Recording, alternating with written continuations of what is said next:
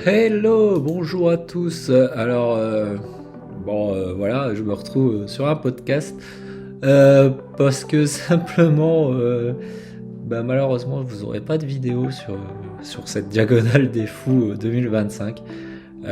Oui, malheureusement, j'ai perdu ma caméra à l'arrivée. Voilà, oublié sur le stade de la Redoute. Je remercie Patrick Montel qui avait partagé un peu ma demande si quelqu'un l'avait retrouvé. Merci à tous, d'ailleurs ceux qui m'ont répondu et vos messages de soutien ainsi que tous les partages qui a eu lieu dessus. C'est très sympa. Merci beaucoup, beaucoup, beaucoup. Je m'attendais pas à avoir autant de partages et autant de, de, de compassion. Malheureusement, si je fais ce podcast, c'est que j'ai pas réussi à la récupérer, ni la caméra, ni la carte SD. J'aurais préféré récupérer la carte SD. Voilà. Si vous en entendez parler, n'hésitez pas à m'envoyer un petit message, ne serait-ce que la carte SD. Il y a moyen que je donne mon adresse et qu'on me l'envoie, ou il y a toujours possibilité de se transférer les données qu'il y a dessus via certains logiciels genre WisTransfer. On peut s'arranger, voilà, si vous en entendez parler. Il reste que de manière générale, quand même, je suis très content de ma course, hein, même si j'ai pris une grosse claque. J'étais un peu venu chercher. J'avais déjà pris une grosse claque en 2023 lors de mon abandon. Mais voilà, là, je me suis vraiment confronté à la réalité. La réalité qui est beaucoup plus dure, je trouve, que ce qu'on voit en vidéo. Euh, voilà, j'ai trouvé vraiment très très dur. Deux, trois passages, on dirait pas forcément lors des vidéos, ou alors c'est que voilà, c'est pas forcément. On sait que les caméras écrasent un peu les dénivelés, et voilà, on le ressent vraiment sur ce type de course. Voilà, donc c'est parti pour. Je vais essayer de vous résumer toute ma course. Alors ça va être assez long, je pense. Mettez-vous ça dans les oreilles tranquillement pendant une sortie longue. Et voilà, il y aura certainement d'autres podcasts. Dites-moi si ça vous intéresse sur comment s'inscrire, quelques petits conseils que j'aurais aimé avoir avant. Pas mal de choses à dire. Mon avis aussi, ce que je trouve positif et ce que je trouve négatif. Je pense que je vous referai d'autres points après ce débrief de course. Entrons tout de suite dans le vif du sujet. Donc j'étais très très revanchard, hein, sur cette course, vous vous doutez bien, suite à mon abandon en 2023. Du coup, départ de la course à 22h à Saint-Pierre. J'étais dans le sas numéro 1. Alors les sas normalement sont via les Cotitra, donc je dois avoir une Cotitra encore assez bonne. Et c'est toujours impressionnant ce départ. Alors, je me suis mis au fond du sas 1. D'ailleurs, à tel point que quand ils ont ouvert le sas 2, que le sas 2 nous a rejoint, certains nous ont bousculés pour pouvoir avancer un peu plus. Alors je sais pas pourquoi, il y a toujours un peu cette bousculade, peut-être pour éviter les bouchons qui sont surtout situés après Domaine Vidotte, qui est un petit peu après. Mais quel spectacle au départ. C'est vraiment un truc de fou, cette ferveur qu'il y a autour de ce départ, vraiment impressionnant. Voilà, donc malheureusement, je peux pas vous le montrer. Bon, j'ai vécu à peu près la même chose en 2023. Alors en 2023, j'avais réussi à avoir ma chérie. Là, cette année, j'ai pas réussi à voir. Alors je pense aussi c'est le fait qu'en 2023, on partait vraiment par sas avec des décalages d'horaire. Donc il y avait 10 minutes d'écart entre chaque sas. Là, on part tous groupés. Du coup, ça a certainement, on était beaucoup plus nombreux, et du coup un peu plus difficile à se voir. J'étais parti dans le fond du sas 1 également en 2023. Moi, je suis parti très prudemment. Alors prudemment, j'étais à 5,40 au kill de mémoire, hein. D'ailleurs, ça part très très vite, hein. Je trouve personnellement les premiers premiers 15 km jusqu'à Domaine Vidotte, ça part mais vraiment très très vite. Pour vous donner une idée, sur l'ultramarin qui est la même distance, même un peu plus court du coup, mais qui est tout plat, ça part moins vite. Voilà. Donc c'est de la folie pure à ce départ. Les vitesses sont impressionnantes. Voilà. Ce que je voulais dire, c'est aussi, putain, c'est toujours impressionnant, quoi. 5 km où on peut taper dans les mains de tout le monde, les applaudissements, la ferveur qu'il y a autour de ce départ, c'est vraiment extraordinaire. Je suis toujours impressionné. C'est mon deuxième départ de diagonale et j'en ai encore des frissons à vous en parler. J'étais pas trop mal du coup pour ces premiers kilomètres. Du coup j'arrive, globalement c'est assez plat jusqu'à Domaine Vidotte, hein, on prend 650 de D+, mais les 5 premiers sont vraiment très plats. Après on arrive dans le chemin de canne à sucre, c'est des chemins assez larges où on court, hein, globalement, et du coup j'arrive en 1h44, je suis 972e. Il y a 14 km, hein, pour vous dire, à 650 D+. Du coup j'arrive, il est encore jeudi, il n'est pas encore passé vendredi. Je fais un ravito express à Domaine Vidotte. Donc voilà, rien de... Je remplis juste mes flasques et je repars directement. Suite à Domaine Vidotte, pardon, parce qu'il faut dire toutes les lettres, je me suis fait disputer. Il y a eu quelques ralentissements en sortie du ravito. Ça me pose pas beaucoup plus de soucis que ça. C'est un petit peu plus lent que ce que j'aurais voulu. Ça ralentit des fois même un peu trop. Mais c'est pas mal. Ça avance. C'est pas... Quelques ralentissements, alors je pense que derrière ça a dû ralentir un peu plus, parce que déjà si moi je ralentis alors que je suis 972e au passage à Domaine Vidotte, derrière quand on était 2800, les derniers ça a dû quand même bien ralentir. Je sais pas combien de temps ils ont perdu, j'ai entendu parler d'une demi-heure, 3/4 d'heure, malgré les déviations, puisque par rapport à 2023 on a fait une petite boucle en plus sur du plat et du bitume qui est censé normalement faire que ça évite ces bouchons. Malheureusement il y en a encore un petit peu. Je trouve que l'allure était encore très rapide, hein, à ce moment là de la course. Par contre je suis rassuré parce que j'ai pas de douleur au niveau de mon dos, ce qui était la principale cause de mon abandon en 2023, et surtout juste après le Domaine Vidotte j'étais tombé sur mon genou que je revenais d'une blessure, et là j'ai fait très attention, hein, pour vous donner une idée. Vraiment j'ai fait très attention. Tout se déroule bien jusqu'à Notre-Dame de la Paix où j'arrive, il est vendredi 3h15 du matin, au bout de 5h15 de course. La position est un peu anecdotique, hein, mais je vous les donne quand même. J'ai gagné quelques places, hein, puisque je suis 898e, il y a 33 km et 2036 mètres de D+. Alors les données, c'est les données live trial, parce que ma montre est tombée en panne de batterie et du coup ça n'a rien enregistré. Du coup je vous sais ça au live trial. Malheureusement j'ai juste la fin de la course, parce que j'avais lancé un Strava sur la fin quand j'ai vu que ma montre était tombée en panne. On y reviendra après. Voilà. Du coup on est dans la continuation de la première partie, hein. J'ai pris une petite soupe au ravito, histoire de m'alimenter un petit peu, et je commençais un peu à avoir froid, donc j'ai sorti la veste. Pareil, je refais le plein d'eau avec, je mets de l'hydratis dedans, je sais pas pourquoi, ça passe bien. J'ai testé énormément d'électrolytes, et même de l'isotonique, mais il y a vraiment que l'hydratis qui passe pas mal. Du coup je prends de l'hydratis, et pour compenser les pertes de sucre je prends du coca. Le coca, je le tolère très bien. Du coup voilà, vous verrez que je fais quasi ça tout le long de la course, hein. Du coup ça avance jusqu'au sommet de Nebeu. Il n'y a pas grand chose à dire jusque là, puisque c'est quand même des chemins assez larges par endroits. Il y a quand même un petit peu de sentiers single, mais ça avance assez bien.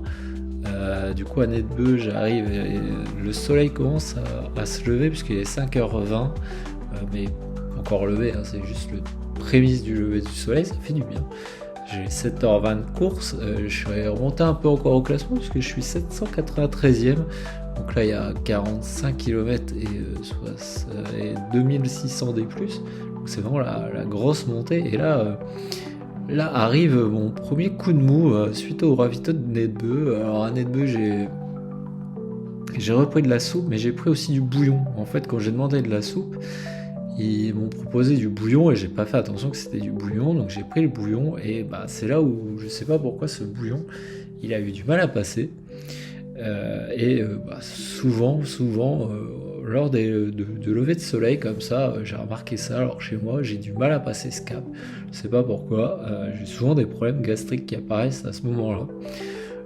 Du coup là c'est le cas. La descente vers Marabout, c'est du coup un peu plus délicat. Ça me rappelle des mauvais souvenirs parce qu'en 2023 c'est là où j'avais abandonné Marabout, pour ceux qui ont vu la vidéo, parce que là je n'avais pas perdu la caméra malheureusement. Heureusement on s'était donné rendez-vous avec ma chérie à Marabout, du coup comme ça elle connaissait, puisque l'année dernière c'est elle qui était venue me chercher lors de mon abandon. Malheureusement on n'était pas encore bien équipé parce que j'avais pas de siège, rien, donc je me suis allongé sur un carton pour me reposer un petit peu. Ma chérie elle m'a couvert avec son pull comme on a pu parce qu'il faisait pas chaud encore, hein. Et du coup j'ai fait un peu comme j'avais fait à l'ultramar, c'est que j'ai pris un smecta pour essayer de calmer mon ventre. Alors c'est pas super conseillé de prendre des smecta parce que du coup les électrolytes et tous les micronutriments ne passent plus, hein, puisque le smecta ça te fait une couche au niveau de l'estomac, au niveau des intestins. Du coup c'est pas très conseillé, mais bon, à un moment donné il fallait que je calme. Donc je passe environ 40 minutes comme ça allongé sur mon carton à essayer de me reposer un petit peu. D'ailleurs je change le t-shirt, je refais le plein d'eau et du coup là je prends du coca, je reprends quelques purées Baou parce que j'avais consommé un petit peu de purée quand même entre deux, histoire d'avoir toujours un stock toujours au même niveau. En fait je devais repartir de mes ravitaux où je voyais ma chérie avec le même niveau de quoi passer tous les ravitaux. Donc j'arrive au ravito de Marabout, donc il y a un petit décalage du coup parce que comme ma chérie était avant le ravito, j'arrive plus tard, donc j'arrive après ma pause de 40 minutes. Donc j'arrive, il est vendredi 7h55, j'ai 9h55 de course et du coup je suis 1335e. Il y a 56 km de 1700 D+. Effectivement j'ai perdu pas mal de place parce que il y a eu... j'ai pas dormi mais pas loin, donc je me suis reposé un petit peu, ça m'a fait du bien et surtout là je repars, j'ai moins mal au ventre et du coup j'ai pris de quoi faire. J'avais vu sur YouTube que la montée vers Kotokarvegen, donc c'est ce qui nous attend, elle est longue et difficile. Franchement ça n'a pas loupé. J'ai mis quasiment 4 heures pour la faire, c'était vraiment très long.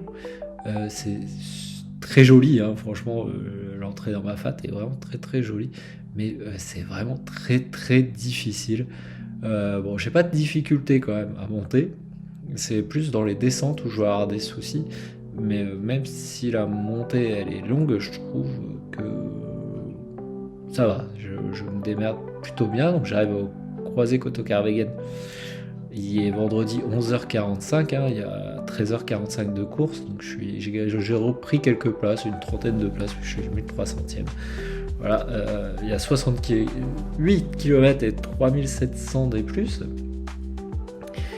Donc on est quasiment au sommet au niveau du pointage. Donc si je vous dis que la montée a été longue et qu'elle est difficile techniquement, la descente je vous en parle pas. Moi normalement j'aime bien descendre, là franchement c'est un poil trop technique pour moi. Un poil, c'est un gros poil, hein. C'est vraiment beaucoup trop technique pour moi. J'avais vraiment pas l'impression d'avancer, je galérais beaucoup, d'ailleurs ça se voit au niveau du classement parce que je repère quelques places. Franchement j'avais du mal à savoir où poser le pied, à bien le poser, puis j'ai commencé à avoir je me suis un peu crispé du coup dans cette descente, donc j'ai eu des douleurs aux ischios, donc j'avais beaucoup de mal à allonger la foulée, j'avais vraiment du mal à trouver mes pas. Alors faut savoir que quand quand j'ai préparé la diag avec le coach, on avait regardé un peu les parcours et tout, donc j'ai fait énormément de séances d'escalier en montée. Du coup, les montées, vous allez voir que tout au fil de la course, j'ai pas eu trop de difficultés. Par contre, les descentes, pour trouver des descentes techniques ici à Paris, puisque bon, j'habite la région parisienne, il n'y en a pas. Donc j'ai eu beau partir quelques jours à Chambéry, quelques jours à Grenoble, des descentes techniques, j'en ai pas fait. Et du coup, ça se ressent. Et ça va se ressentir tout au long de la course. Dès qu'il va y avoir des descentes techniques, et il n'y a que ça, globalement, je vais en avoir beaucoup de mal.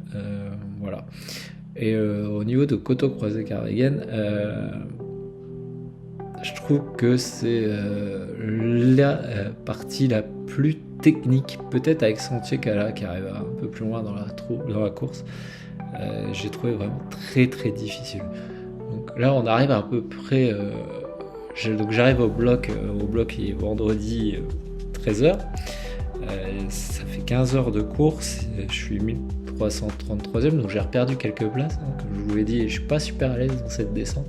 Il y a 72 km et 3700 D+, donc on n'a pas pris de D+, mais on a pris que du D-. Et on arrive à un moment critique de ma course, j'ai très mal à mes quadris, et j'ai des douleurs, tellement mes quadriceps sont tendus, j'ai des douleurs qui montent au niveau des genoux, donc j'ai vraiment des pics au niveau des tendons rotuliens. J'ai mon dos qui commence à revenir et qui a des douleurs parce que je me crispe. Donc heureusement, j'avais été voir un ostéo juste avant la course, 15 jours avant. Il m'avait donné un conseil, parce que moi j'ai tendance à me voûter un peu dans les montées et dans les descentes. Et il m'avait dit, en plus, dans ce genre de course, on a tendance à ralentir énormément dans les montées et dans les descentes, on va pas très vite, donc on est moins essoufflé. Donc il faut, dans ce cas-là, essayer de prendre des grandes inspirations, histoire de bien faire gonfler le ventre, comme ça, et bien s'agrandir en élargissant les épaules et les omoplates, là derrière, en tirant un peu sur les épaules, et ça peut décompresser un peu au niveau de la colonne vertébrale derrière. Et franchement... ça a bien fonctionné cette technique-là, je m'en suis servi tout le long de la course et franchement ça m'a beaucoup aidé. Donc je vous le conseille, hein, si vous avez comme moi des problèmes de dos ou des douleurs au dos, ça peut vraiment aider. Donc au niveau du dos ça allait à peu près, par contre au niveau des quadris, des genoux et au niveau de l'estomac c'était pas ça, hein. Du coup et à ce moment-là du coup j'ai vraiment des pensées négatives et mon cerveau qui me joue un peu des tours et qui me donne tous les prétextes pour abandonner. Alors les premières pensées que c'est pas grave, hein, c'est qu'une course, voilà. En plus là tu vas arriver à Cilaos, si tu veux le refaire, le trail des Bourbons c'est plus facile d'accès que la diagonale des Fous, du coup tu pourras reprendre à partir des Bourbons, tu auras fait tout le parcours en étapes. Bon voilà, il y a énormément de choses qui l'ont fait, mais bon, avec l'expérience, je me suis dit quand même, j'ai de l'avance sur les barrières, j'ai le temps. Donc dans tous les cas, je vais aller voir chez Cassilaos, il y a kiné, médecin, il y a podologue, bon j'avais pas de problème au niveau des pieds, donc ça allait, mais il y a des kinés, il y a des médecins, il y a ma chérie qui m'attend, et en fait j'avais surtout besoin d'être rassuré, parce que je savais qu'après Cilaos c'était l'entrée dans ma fat, et l'entrée dans ma fat, quand tu rentres dans ma fat, tu peux sortir qu'au Maïdo. Il n'y a pas grand chose entre les deux. C'est difficile de passer entre les deux. Et du coup, j'arrive à Cilaos. Du coup, je rentre dans le ravito de Cilaos. À l'entrée, il y a kiné et les podologues. Alors, j'ai su après que si vous y allez, prenez tout de suite, si vous avez besoin du kiné, allez tout de suite les voir, comme ça ils prennent le numéro de dossard et vous pouvez prendre votre douche après et revenir ensuite. Je ne savais pas ces petites subtilités. Du coup moi l'idée c'était d'aller prendre une douche et d'aller voir ma chérie et de récupérer mon sac de délestage. J'avais quand même mis un sac de délestage au cas où ma chérie puisse pas venir, donc j'ai commencé à aller chercher mon sac. J'ai été rejoindre ma chérie qui était À l'entre-deux du ravito, en fait, il y a le stade de Sillaos, et entre deux, on sort sur la route pour aller rejoindre là où il y a le réfectoire pour manger. Voilà, et où il y a tous les ravitaillements. Du coup, je la rejoins. Malheureusement, il s'est avéré qu'elle est venue en bus et dans la précipitation, elle a oublié mes affaires de rechange, mais elle a quand même quoi me nettoyer. Donc, elle avait un gant de toilette, de l'eau et du gel douche. Donc, bon, je me fais un petit nettoyage comme ça, la sauvage.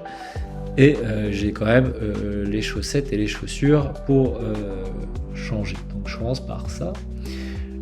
Donc je lui explique un peu où j'en suis physiquement, et il y a son amie Agnès qui est là, qui me donne exactement les mêmes conseils que je viens de vous expliquer là, c'est-à-dire d'abord prendre mon temps, d'aller voir les kinés, d'aller voir le médecin, d'essayer de manger, et après vraiment de voir si ça me conforte dans mon choix ou pas d'abandonner à ce moment-là.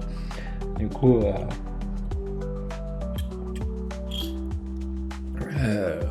j'acquiesce totalement ce qu'elle me dit, et je dis oui, c'était l'idée. De toute façon, dans tous les cas, j'allais pas abandonner sans avoir vu ni le kiné ni le médecin, et de voir un peu s'il pouvait améliorer la situation dans laquelle je suis.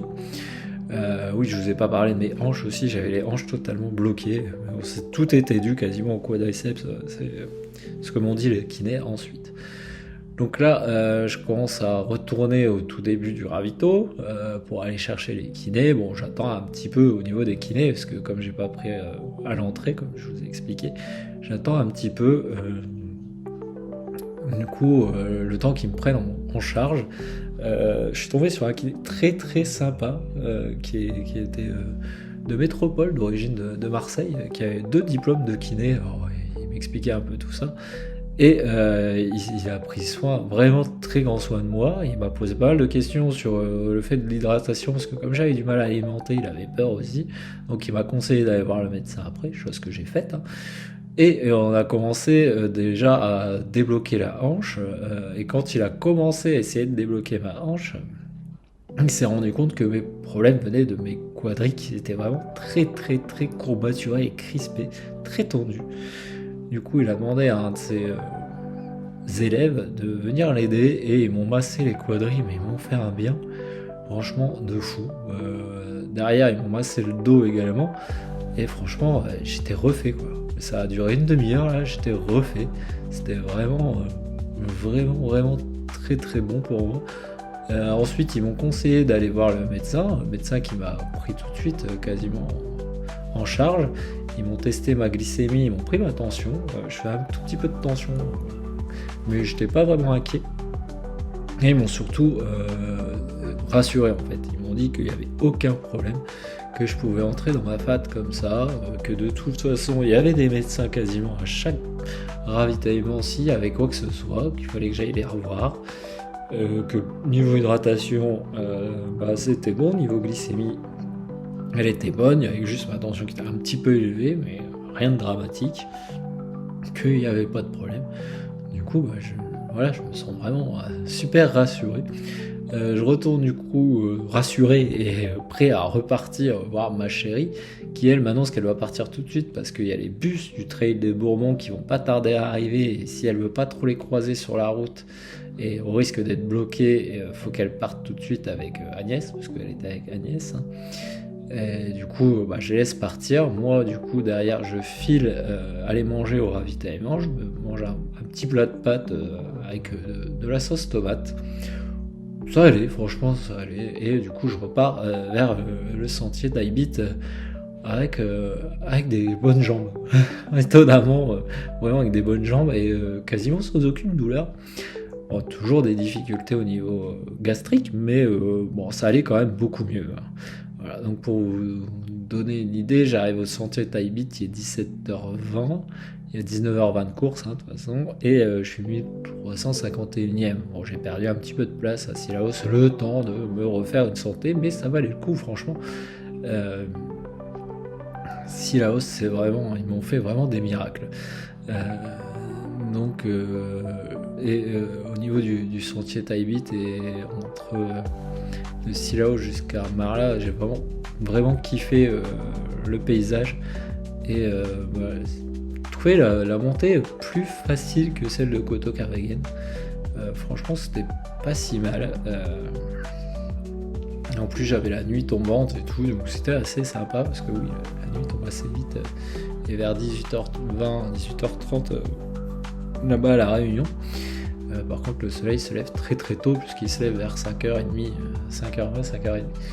En tout cas, c'était très joli. Bon, après, on va commencer à rentrer dans la nuit au niveau de Marla. Alors, à Marla, j'ai essayé de dormir un petit peu dans des conditions un petit peu usuresques, on va dire. Donc, j'étais... À Marla, ils avaient mis une tente pour les messages des amis qu'ils nous avaient donnés. Et du coup, moi, j'avais décidé de faire un dodo là-bas parce que après, ils nous ont dit que ça allait être compliqué de dormir, qu'il n'y avait rien comme matériel pour dormir. Bon, ben là, il n'y avait rien. Mais il y avait une dame quand même qui pouvait nous surveiller et qui avait, accessoirement, pouvait nous donner, nous réveiller au bout d'un certain temps. Donc, je fais un peu comme les autres, c'est-à-dire, je m'allonge dans ma couverture de survie. Alors, on est allongé dans l'herbe, hein, il fait assez froid en plus à Marla. Bon, dans la couverture de survie. Alors à Marla, on est au 89e kilomètre, on a 5171 de D+. Donc je passe à 21h30 à mon chrono et le vendredi à 19h30. Donc la nuit venait de tomber. J'étais 1200e à ce moment-là. Et du coup, je me mets à dormir. J'arrive quand même à dormir enroulé comme ça dans ma couverture de survie. Un petit 10 minutes à quart d'heure, mais ça me fait le plus grand bien, au point même que des fois je me demande si j'ai pas dormi plus. Mais comme j'avais envoyé un message à ma chérie juste avant, je me rends bien compte que j'ai dormi que 10 minutes, un quart d'heure. Bon, je vais passer rapidement sur la partie de la nuit après Marla, hein, parce que en gros, c'était de nuit, du coup j'étais un peu au lueur de la frontale.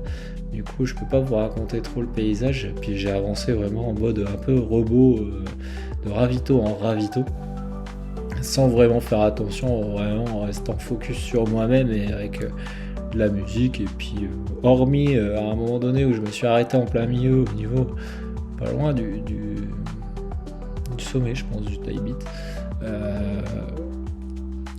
où j'ai éteint la frontale, j'ai laissé un peu les gens passer, je regardais les étoiles, ça donne un spectacle magnifique. D'ailleurs, je vous conseille de le faire, hein.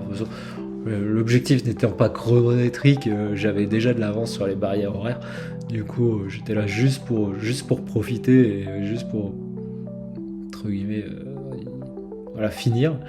Et franchement, ce moment où voilà, t'es tout seul pendant... Ça dure pas très longtemps parce qu'il y a quand même beaucoup de monde sur les sentiers.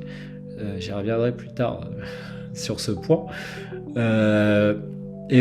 Franchement, extraordinaire. Au milieu de nulle part, vous voyez les étoiles. En plus, une vue super dégagée, il n'y avait pas un nuage. Vraiment, vraiment nickel. L'idée c'était quand même de pas trop traîner parce que l'idée c'était d'arriver au Maïdo au lever du jour pour pas souffrir trop de la chaleur. Parce que j'ai pas trop loupé sur mon coup parce que dans tout ça là, bon après j'arrive au asile en bas en fait, donc à horaire, hein. Du coup je vous ai sauté un peu quelques ravitaux, hein. Je vous ai sauté la plaine des Merles où je passe le vendredi à 22h. J'avais 24h20 de course, je fais 1265e, il y avait 95 km, 5654 D+. Après on passe à Sentier Scout où je passe vendredi à 23h07, j'avais 25h07 de course, donc je suis 1231e, il y a 98 km et 1170 D+. À noter quand même que je venais de dépasser la course la plus longue que j'avais jamais réalisée, puisque la course la plus longue que j'avais jamais réalisée en termes de chrono, c'était à l'Ultramarin cette année, où j'avais mis 24h30. Voilà. Les autres fois, la fois où j'aurais pu dépasser 24h, c'était au Grand Trail d'Alsace, mais j'ai abandonné. Du coup, là, c'était la première fois que je dépassais les 24h30. et je me dis que je finis en 52 heures. Donc vous imaginez un peu la différence. Voilà. Du coup, on est dans la deuxième nuit, hein. Du coup, c'était compliqué quand même. Quand on arrive à horaire, j'arrive à horaire le samedi à 1h26 du matin, ça fait 27h26 de course, je suis 1444e, alors vous voyez que je gagne des places hein, quand même. À ce moment-là, les gens font des pauses, hein, ils s'endorment pour beaucoup en plein milieu des sentiers, dans des coins à droite à gauche. Et du coup, à horaire, on commence la montée du Maïdo, parce qu'on part vraiment du tout bas du Maïdo pour aller jusqu'en haut, en passant par l'îlet des Orangers, qui est à peu près à mi-chemin de la montée. Donc la première partie entre horaire et l'îlet des Orangers, je l'ai fait de nuit encore. Donc c'est nickel dans le timing où je voulais. Parce que comme ça, j'arrive à l'îlet des Orangers le samedi à 5h16 du matin. Du coup, ça fait 31 heures de course, hein, je suis 1095e, c'est anecdotique, mais je vous le dis quand même. Donc je continue un petit peu à remonter. Je suis 116 km et 6822 D+. Donc vous voyez que j'ai pris quasiment 1000 D+, entre horaire et l'îlet des Orangers, et on est à peu près à la moitié de la montée du Maïdo. Et on va attaquer la montée finale du Maïdo. Et franchement, le Maïdo, on m'a dit que c'était extrêmement difficile, machin et tout. Moi j'ai pas eu de difficulté majeure, donc je me suis arrêté 2-3 fois pendant la montée pour boire et surtout pour garder un rythme, parce que il y a des bouchons. Voilà, c'est un peu difficilement compréhensible, mais il y a pas mal de bouchons à chaque fois dans les montées.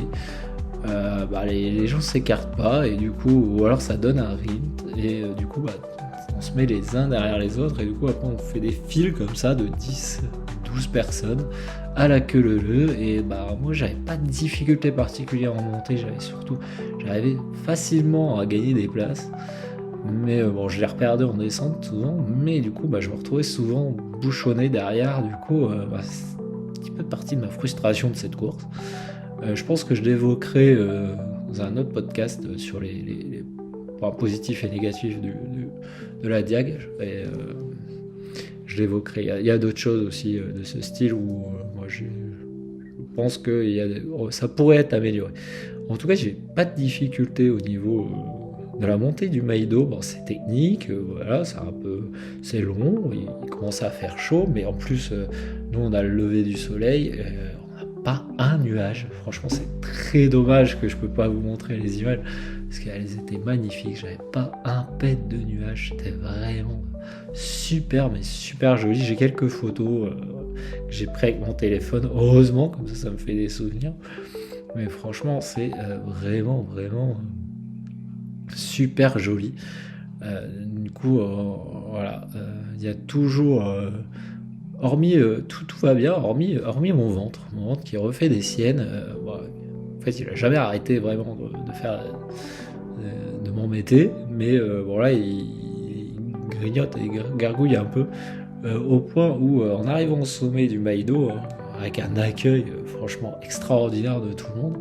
Alors le ravito est pas tout à fait au sommet, un petit peu plus loin, mais franchement l'accueil au sommet était vraiment cool. J'avais une grosse pensée à Ben à ce moment-là, parce que Ben, j'avais vu sa vidéo l'année dernière, et c'est quelqu'un, on se connaît personnellement avec Ben, et il m'a aidé pour les inscriptions et dans mes démarches pour me réinscrire à la Diag. Franchement, merci à toi, j'avais vraiment les larmes aux yeux là-haut en pensant à toi et ton abandon en 2024 au sommet, tellement ça m'avait marqué. Si t'écoutes ça, Ben, franchement, grosse pensée à toi, et merci encore pour tout, pour ton aide et tous tes conseils que tu m'as apportés. Merci, et j'espère que si tu y retournes, tu franchiras ce Maïdo et que tu arriveras, tu passeras cette montée plus facilement, tu iras au bout de nouvelle fois de cette Diag, puisqu'il a terminé en 2023. Il a abandonné malheureusement en 2024, mais lui il a terminé en 2023. Comme quoi, toutes les Diags ne semblent pas forcément. Donc j'arrive au ravito du Maïdo, et je vais directement voir le médecin, parce que je sais qu'il y a un médecin là-bas, pour mes problèmes gastriques. Ça a pris pas mal de temps, parce que le médecin était occupé à recoudre quelqu'un. Donc et j'étais quand même bien loti. Il y avait l'infirmière qui était là, qui m'a mis une couverture, qui m'a mis un petit oreiller. J'étais sur un lit de camp. Du coup, je me suis un peu assoupi en attendant le médecin. Bon, j'ai gardé un œil dessus parce que j'avais peur qu'on me passe devant. Ce qui a été le cas d'ailleurs, en plus pour le coup, il y a une personne qui est passée devant moi. Alors que j'ai attendu plus d'une heure. Plus d'une heure pour n'avoir qu'un simple space-fond. Il m'aurait dit, je l'aurais pris puisque j'en avais un dans mon sac d'ailleurs.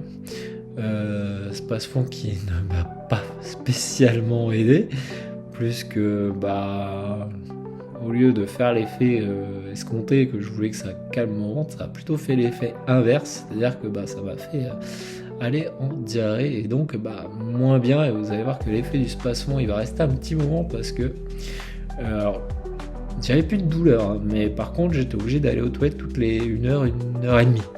Donc j'ai dû m'arrêter toutes les heure et demie sur le bas-côté pour aller aux toilettes. Hein. Je vous dis pas c'est agréable, hein, surtout que vous verrez si vous faites un jour la Jadiac, il n'y a pas vraiment de coin pour à l'abri des regards. Du coup voilà, on fait comme on peut. D'ailleurs, grosse pensée à vous mesdames, parce que franchement ça va pas être simple pour vous, parce qu'il n'y a pas énormément de toilettes. Hein. Je crois qu'il y en a 2 ou 3 par ravito grand max, du coup je sais pas comment vous faites. Hein. En tout cas, cette petite pause d'1 heure en tout cas m'a fait du bien. Derrière avoir pris le space-fond, j'ai quand même été manger un peu, donc j'ai pris un peu ce qui traînait, des bananes, des trucs qui passaient, voilà. Pas des choses non plus folles, hein, mais juste histoire de compléter un petit peu, d'essayer de m'alimenter, hein, parce que bon, quand même, faut alimenter la machine hein, pour y arriver. Et je refais le plein, du coup, toujours la même technique, hein, l'hydratis d'un côté et Coca de l'autre, hein, Coca que je dégazifie, hein, si vous vous posez la question. Très simple à dégasifier dans une flasque, hein, vous secouez la flasque gonfle, vous mettez un petit coup dans la flasque, vous prenez du gaz plein la gueule, mais il est dégasifié et c'est beaucoup plus agréable à boire comme ça. Du coup, je me rends en direction Illes-Savannah. Donc, je vous ai pas dit, je crois, à quelle heure je passe au Maedo. Mais Maedo, je passe samedi 8h40. Hein, donc, je suis à 34h40 de cours. Je suis 1014e. Et du coup, on est au 124e kilomètre et on approche les 8000 D+. Hein, c'est quand même pas négligeable. Et du coup, direction Illes-Savannah. Alors, Illes-Savannah, c'est on attaque la descente. Donc, la descente se passe très bien. Pour la première partie, il y a quelques petits passages techniques, mais ça va, ça reste quand même assez roulant.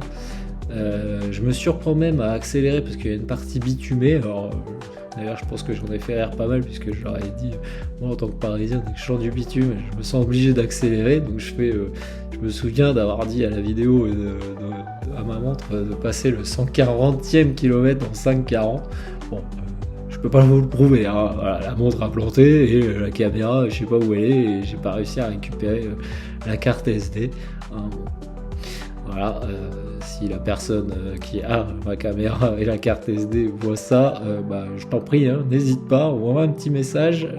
Voilà, t'as tous les liens dans les commentaires. T'inquiète, on s'arrange. Je garde la caméra, donne-moi juste les images, ça me suffira. Voilà. Donc juste pour me marrer et comme à chaque fois, ça c'est un constat qu'on a fait avec plusieurs personnes. Juste avant les ravitaux, il y a un coup de cul. Mais un truc vraiment technique en plus, très, très, très technique. On a une petite bosse, tu vois, un petit serpent comme ils appellent. Hop, une petite descente là, un peu technique là. Voilà, juste pour nous ralentir. Donc j'arrive à Illes-Savannah, alors je pointe un peu plus tard parce que pareil, Solène était devant le ravito, devant la base vie. Et c'est une base vie où j'ai perdu beaucoup de temps.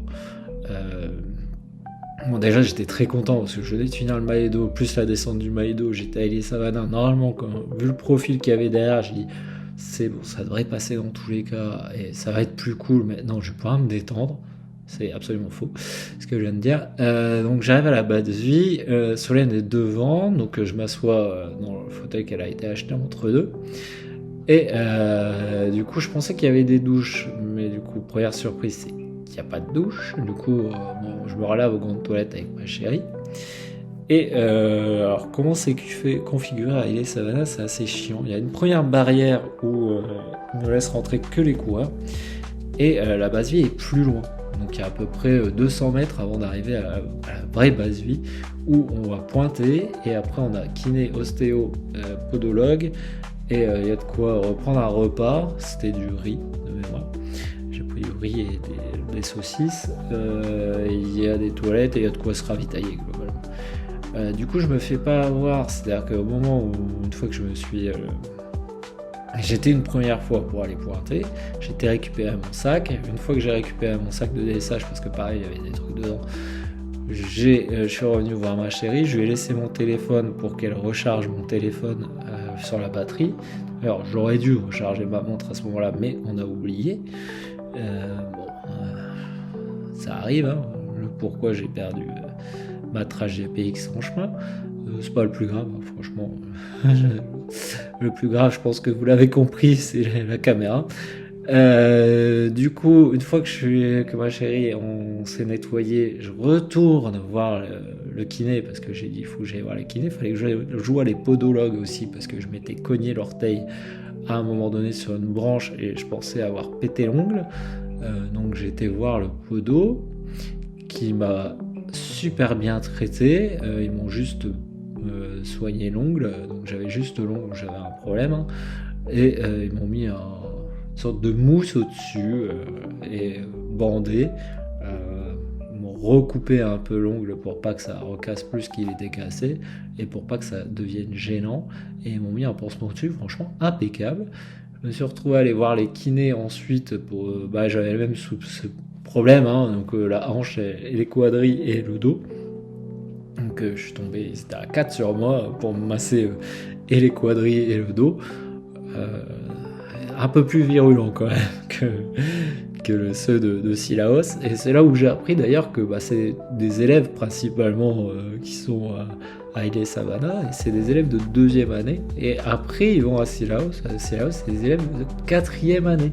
Donc on comprend un peu la différence, ils ont plus d'expérience en 4e année, donc moi j'ai eu un effet beaucoup mieux après Sillaos qu'après Illes Savana, mais bon, ça m'a fait quand même beaucoup de bien. J'ai dû refaire encore un aller-retour pour aller récupérer mon téléphone, et mon téléphone n'était pas tout à fait rechargé, donc on décide de garder la powerbank avec moi, et le temps de manger et tout, et du coup je laisse repartir ma chérie.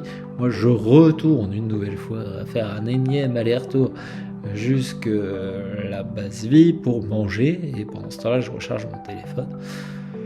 Une fois que mon téléphone est à peu près rechargé, que j'ai mangé et que j'ai tout fait ce que j'avais à faire, je redépose mon sac de délestage avec la powerbank dedans et 2-3 bricoles qui est resté dans mon sac que je récupérais du coup à la Redoute.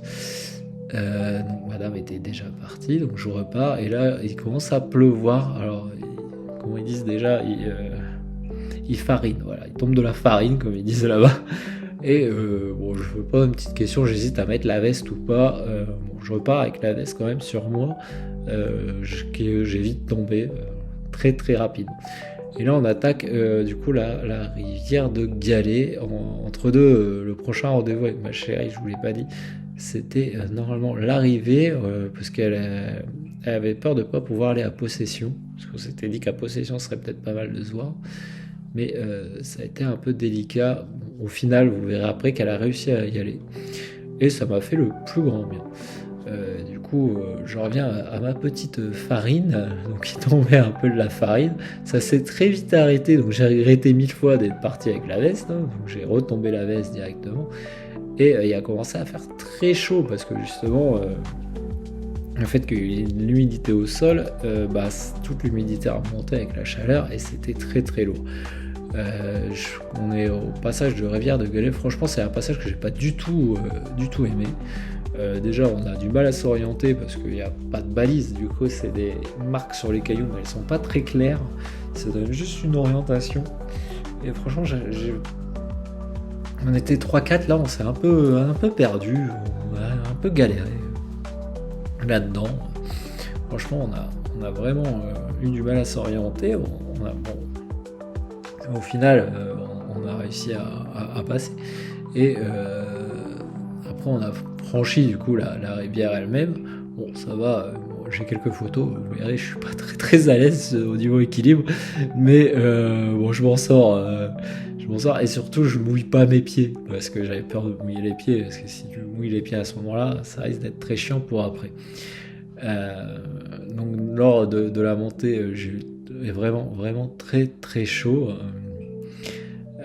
Donc c'est vraiment la première fois de la course où je ressentais cette chaleur que j'avais sentie en 2023 mais que j'avais pas encore ressenti là. Et du coup c'est vraiment lourd et j'ai du mal à avancer à ce moment-là. Heureusement, il y a une petite anecdote qui arrive à ce moment-là, c'est que on croise les Joëlettes. Donc les Joëlettes, je redouble les Joëlettes, parce qu'on les rattrape, on va quand même un petit peu plus vite qu'eux. Et franchement, les accompagnants, ils m'ont bien fait rire. Franchement, ils sont extraordinaires. Il n'y a pas d'autre mot à dire. Ils mettent une ambiance de folie. J'ai discuté avec beaucoup d'entre eux, j'en ai même filmé. Et on arrive au ravito de chemin Ratino, que je loupe d'ailleurs, puisque le ravito est sur la gauche, et en fait moi je continue tout droit parce que j'étais en train de parler avec la personne de la Joëlette, et il mettait une ambiance de folie et tout, donc j'étais pris dans l'ambiance, et du coup je me suis retrouvé à faire demi-tour pour aller pointer au chemin Ratino. J'ai quand même refait le plein des flasques et tout, et là les Joëlettes se sont bien dansées, chantées, etc. Franchement, une ambiance. C'était encore une fois dommage que je puisse pas vous montrer ça parce que je l'avais filmé, et franchement c'était extra quoi. Franchement extra l'ambiance qu'il y a eu. C'était vraiment hyper cool. J'ai vraiment adoré.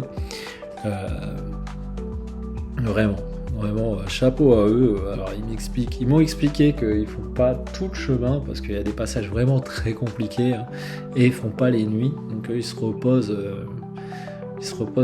les nuits. Ils font vraiment que la journée. Et là ils allaient jusqu'à la possession. Au moment où je les ai croisés, donc il était samedi 16h. Puisque je passe au chemin Ratino samedi 16h34, j'avais 42 heures de course et j'étais 1109e, il y avait 148 km et 8642 D+. Donc oui, il m'explique que là ils vont jusqu'à la possession, mais pas par le même chemin que nous parce que c'est trop compliqué. J'ai compris évidemment pourquoi après, et que le lendemain, le dimanche, ils reprenaient de la possession jusqu'à l'arrivée. Pareil, ils prenaient quelques chemins détournés parce que c'est un peu trop difficile pour passer avec les Joëlettes, ce qui s'entend largement. Mais ils étaient en forme, hein, et ils connaissent très bien les chemins, les accompagnateurs. Franchement, ils sont super balèzes et super gentils, hein. Du coup, on arrive derrière le chemin Ratino, au passage que j'ai trouvé le plus difficile de la course. Je m'y attendais absolument pas. Ça s'appelle le Santicala, mais c'est un truc de fou. J'ai mis 2 heures pour le franchir, quoi. J'ai mis 2 heures pour faire pas 10 bornes, quoi. J'avançais pas. Franchement, j'avançais pas. Il y a des lianes, t'es obligé de t'accroupir, te baisser, te machin. Truc de fou, quoi. Vraiment, je comprends pourquoi ils passent pas là-dedans, les Joëlettes. Et il y avait, heureusement pour moi, il y avait du coup les accompagnants des Joëlettes qui passaient par ce chemin-là, mais pas avec les Joëlettes. Ceux qui étaient avec les Joëlettes passaient par un autre chemin. Et certains accompagnants passaient par là comme ça pour s'amuser. Et eux sont vraiment impressionnants. On voit qu'ils connaissent bien le chemin parce que ils sautent de caillou en caillou, là, vraiment impressionnant, tout tranquillement. Bon, après ils étaient plus frais que nous, hein, puisque forcément ils ont dormi. Puis en plus ils se relayent, du coup on avance quand même beaucoup moins vite que nous. Et je me laisse un peu guider par eux. Du coup, en essayant de copier par où ils passent, en essayant de prendre les mêmes appuis qu'eux, et ça va vraiment bien aider parce que franchement c'est vraiment pas facile du tout. Et du coup, un peu pareil que tout à l'heure dans le Maïdo, là, ça génère quelques bouchons. Alors pourtant j'étais pas super rapide, hein, mais coup, c'est un peu laborieux à chaque fois. Puis c'est des sentiers où tu peux quasi pas doubler. Hein, du coup, c'est vraiment difficile. Et petit à petit, du coup, la nuit tombe hein, quand même. Et progressivement, du coup, j'arrive à la possession, où ma chérie, elle me prévient qu'elle sera finalement à la possession. Et petite demande anecdotique, c'est que je me demande de lui prendre un petit peu de ravito, parce que bah, la pauvre, elle a pas mangé non plus, du coup, bah, je l'ai fait. Hein, pour rien vous cacher, je suis ressorti de la possession avec un petit peu à manger pour elle. Elle le méritait largement, hein, vu tous les efforts qu'elle avait fait pour arriver là-bas et pour m'accompagner. Du coup, j'arrive à la possession, il est samedi 18h55, hein, je suis à 44h55 de course. Je suis toujours à peu près au même niveau classement, hein, je suis 1106e, voilà. Globalement, là, ça va quasiment se maintenir jusqu'à l'arrivée au niveau classement, et on est à 156 km, 8826 D+. À la sortie de la possession, ma chérie m'attend, du coup je m'assois sur le siège, on fait un point, je remets le t-shirt de la Diag du coup, puisque c'est obligatoire pour la fin, je l'avais au cas où hein, dans mon sac, et je suis fatigué, franchement je suis fatigué, je commence à avoir quelques AU, c'est la première fois pour moi qu'elles sont aussi présentes, hein, les hallucinations, hein. C'est aussi la première fois que je passe de nuit, voilà, j'attaque la 3e, hein, du coup, je suis vraiment en mode robot, là, on est dans la ville, ma chérie m'accompagne un peu jusqu'au départ du chemin des Anglais, où d'ailleurs je me trompe un peu de chemin, le balisage était un peu absent, était un peu plus loin, je l'ai loupé, c'était sur la gauche et moi je suis parti tout droit. Heureusement on s'est retrouvé avec d'autres personnes, mais et franchement, j'attaque du coup le chemin des Anglais, bah, franchement difficile, hein.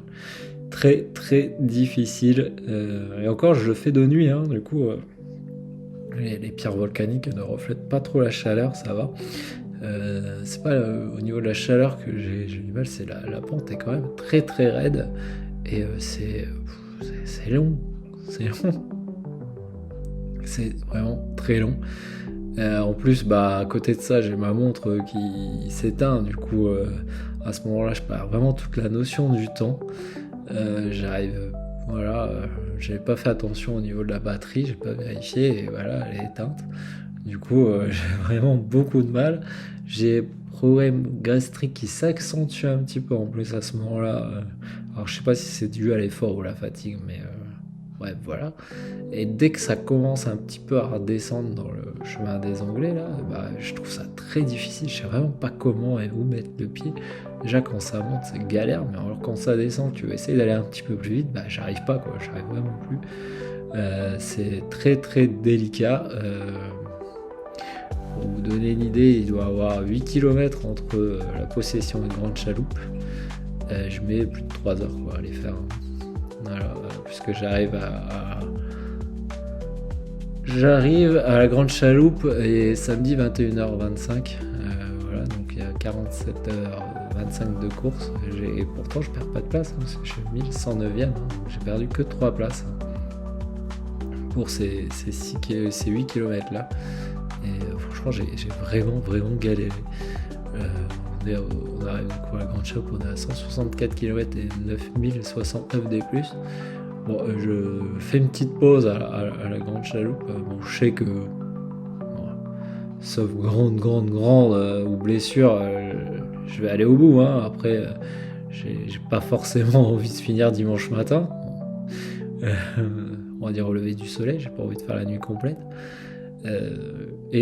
Bon, là, on retape dans une nuit, donc bon, malheureusement, je profite pas trop du paysage, hein.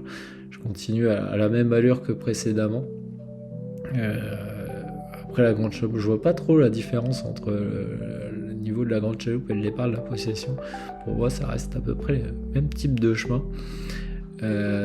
Juste à un moment donné, alors le manque de lucidité a certainement beaucoup payé, c'est qu'on arrive à un point d'eau, comme j'avais plus du tout repère au niveau de la montre, puisque ma montre, ça faisait un petit moment que j'avais plus de batterie dessus, j'avais juste des repères horaires, donc je savais plus du tout à quel kilomètre heure on était. Il y avait un point d'eau, donc je lui demande si c'est le dernier ravito. Alors je sais pas s'il a bien compris ou pas le bénévole. Il me dit oui, c'est le dernier, machin. Et du coup, je me ravitaille, hein, du coup je prends ce qu'il faut en eau. Il y avait que de l'eau d'ailleurs, du coup je refais les pleins d'eau. Je prépare même la surprise pour madame, hein, du coup je m'arrête, je vais chercher la bague qui est au fond du sac pour la mettre dans ma poche pour qu'elle soit plus accessible, puisque bon, il est censé rester que 7 km si on arrive au dernier ravito. Et du coup, je commence à attaquer cette partie-là. En plus, c'est confirmé par les personnes derrière moi. Là. Il y avait 2 petits jeunes qui étaient derrière moi qui m'ont dit pareil. Et au final, du coup, on réattaque. Et là, le constat est que je suis un peu dans la compréhension pendant un bon moment, parce que ça fait que monter, alors que normalement, pour moi, si on était arrivé au sommet du Colorado, il fallait descendre. Donc je suis un peu désorienté. Mais bon, je continue à avancer, et puis au fur et à mesure, j'ai de plus en plus de doutes sur ce qu'il me dit, et mes doutes se confirment, hein, évidemment, au moment où j'arrive au sommet, au ravito du Colorado. Bon, il est dimanche, il est minuit 9, hein, du coup.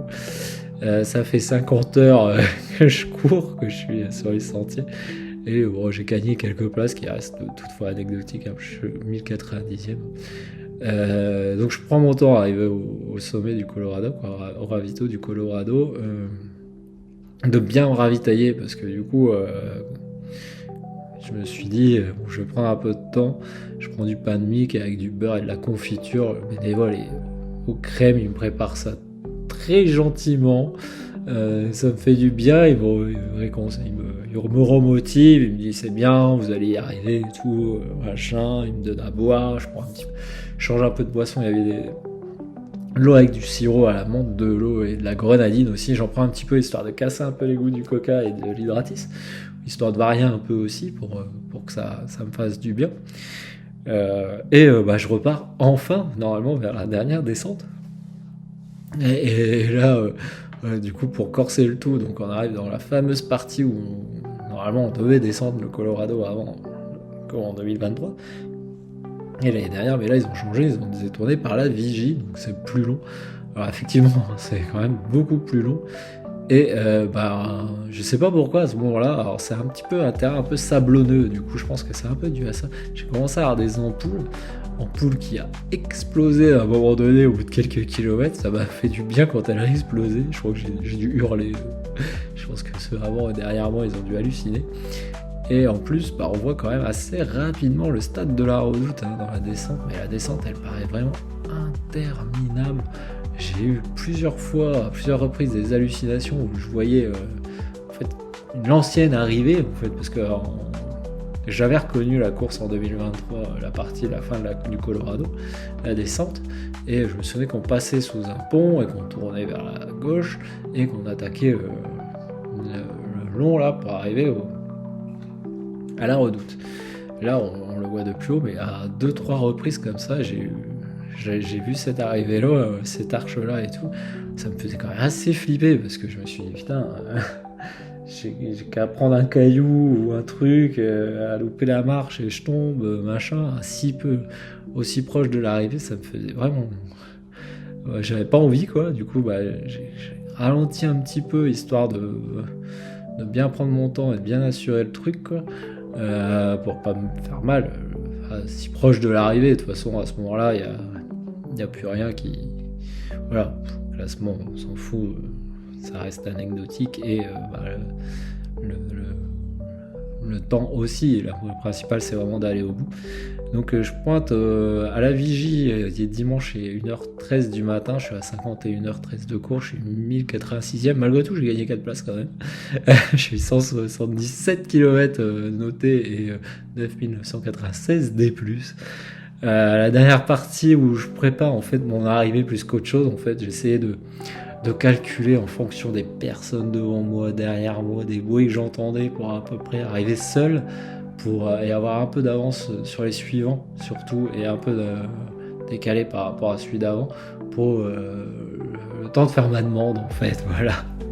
J'ai essayé de calculer un peu ça pour pas que les gens derrière moi qu'ils aient quand même un peu un accueil pour eux aussi, tu vois. Je me dis on est plus à 5 minutes près, du coup ils ont le droit aussi de profiter de leur arrivée et que je ne leur goûte pas leur plaisir. Voilà, je trouvais pas, mais bon. Et du coup, je prépare mon arrivée, donc je prépare bien la bague dans la poche, tout ça, voilà, tout est bien. J'arrive maintenant tout proche du stade. J'avais demandé à ma chérie de m'attendre à l'entrée du stade pour qu'on fasse le tour du stade ensemble. Malheureusement, quand j'arrive, je la vois pas à l'entrée du stade. Du coup, il y a un vigile et je lui demande, mais non, on n'a plus le droit de rentrer. Du coup, hormis les coureurs, du coup, bon, je me suis dit, elle doit être du coup à l'arrivée. Chose où elle était, du coup j'arrive dans mon tour de stade, j'en profite un peu, je me fais un peu plaisir, du coup j'essaye de booster un peu le public, je la harangue un petit peu pour recevoir un petit peu plus d'encouragement, parce que j'en avais vraiment chier. Voilà, j'ai vraiment galéré pour cette course. C'est la première fois que je vais aussi loin dans l'effort et aussi que je passe autant de temps sur les sentiers. Voilà, je franchis la ligne, je suis tout heureux comme un gamin et je vois le speaker et je sors la bague à ce moment-là et je lui dis écoute, voilà, je pense que t'as compris. Il y a ma chérie qui est en face, qui est à côté, qui m'appelle et qui comprend vite ce qui doit se passer. Et à ce moment-là, elle essaye de passer la grille, chose qu'elle n'a pas réussi à faire. Du coup, elle est passée, elle a fait le tour et voilà, je m'agenouille.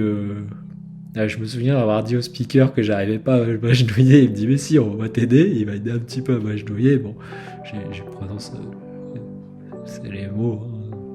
Voilà, ma chérie. Je pense que peut-être je mettrai les images sur YouTube parce que je les ai quand même récupérées sur les images de l'arrivée.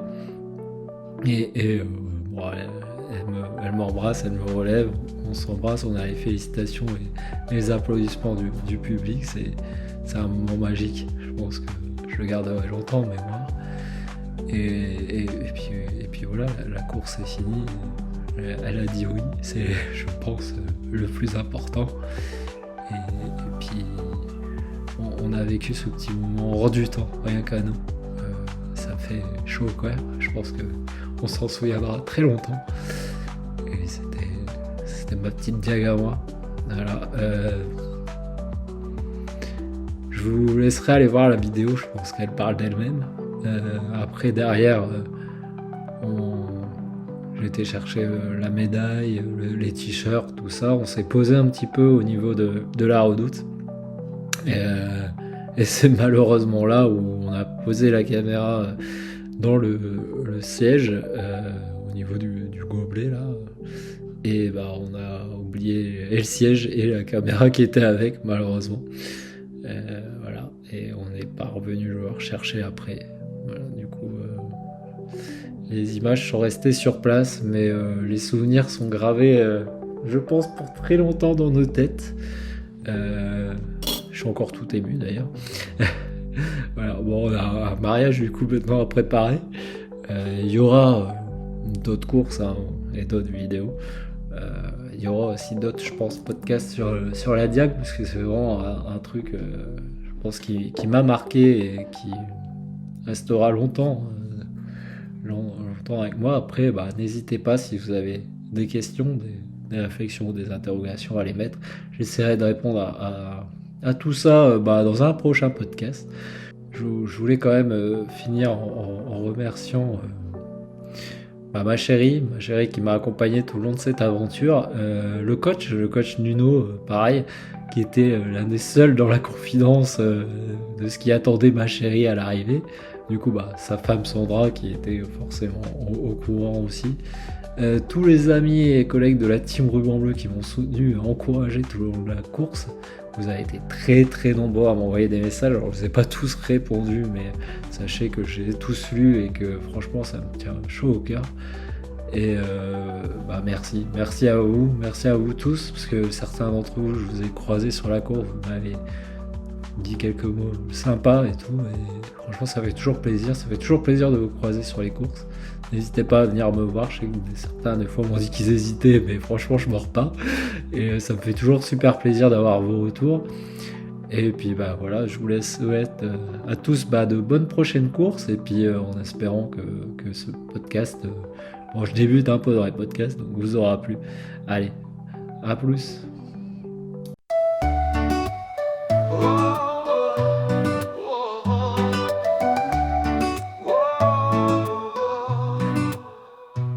Octobre s'éveille, la réunion se transforme. Du paradis au volcan, la sueur prend forme. Le sang clair s'élance, les cœurs affûtés. La nuit avale leur pas déterminé. 170 kilomètres, un rêve insensé. 10 000 mètres à gravir, à tomber. Les étoiles comme guides, les jambes en feu. C'est le combat des fous, des âmes audacieuses. C'est la diagonale des fous, là où les géants tombent à genoux. De Silence jusqu'à Marfat, chaque sommet vous éclate. Entre ciel et abîme, entre force et vertige, courir sur cette île, c'est frôler le prodige. Si tu vois la redoute, c'est que t'es allé jusqu'au bout. C'est la diagonale des fous.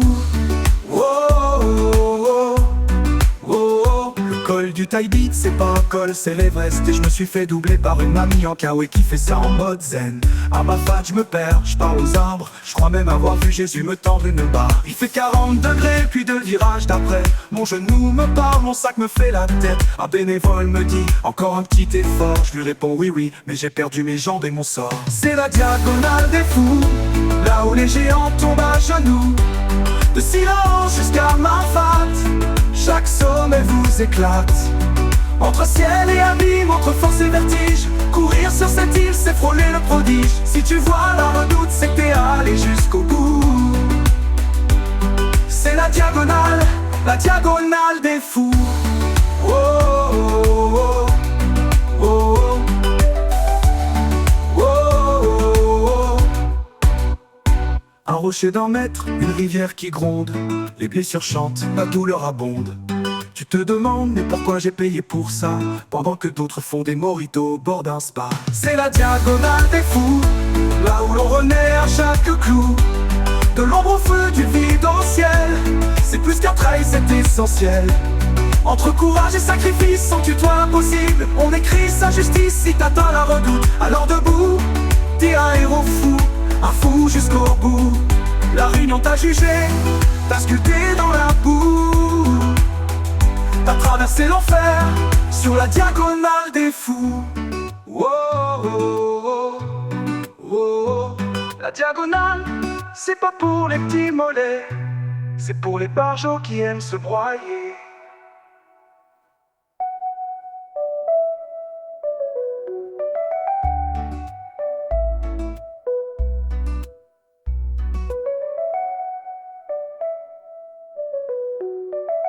Si tu vois la redoute, c'est que t'es allé jusqu'au bout.